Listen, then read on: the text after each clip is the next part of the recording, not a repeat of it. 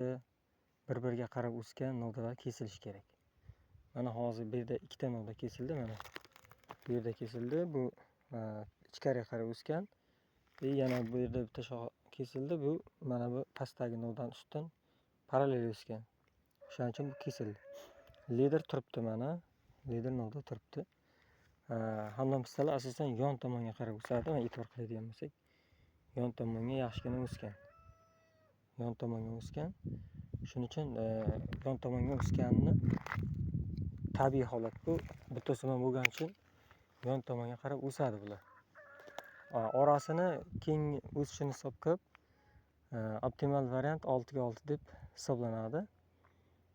Eronda masalan yaqin ekish sxemalari bizga to'g'ri kelmaydi. Shuning uchun ko'p yangi pista ekayotganlarga maslahatim yaqin ekishni tavsiya qilmayman. 6/6 yaxshi variant.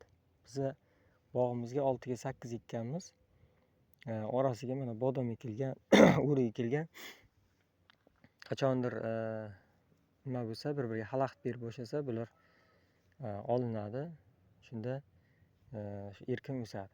Xo'p, hamdam pistani hosil kurtaklariga keladigan bo'lsak, payvand pista bu. Payvand pista urug'dan ekilganga qaraganda hosildorligi yuqori bo'ladi. Shuni hozir isbotlashga harakat qilaman. Xo'p, payvand qilinmagan pista asosan yuqori qismida hosil ko'rsatadi. Payvand pistalar umuman tanani yaqin, kundaga yaqin joylarda hosil kurtak bo'ladi. Mana isboti. Mana bu novdalardagi kurtaklar hammasi hosil kurtak. Mana bu kundaga yaqin turibdi, mana. Bularda ham hosil kurtak bor, mana. Hosil kurtagi juda ham ko'p. Bu pistada hosil kurtaklari nihoyatda ko'p. Mana bu novdalar hammasi hosil kurtak. Tanaga yaqin bo'lgan novdalardan yana ko'rsataman. Mana bu novda. Mana bu ham hosil kurtak. Mana kurtaklar hosil kurtak hisoblanadi.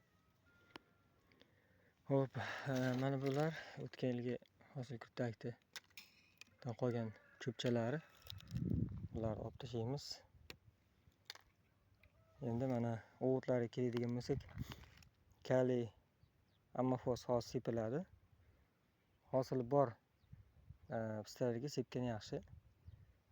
Hosil yo'qlarga bahorda keyin nima bersa bo'ladi, azot bersa bo'ladi.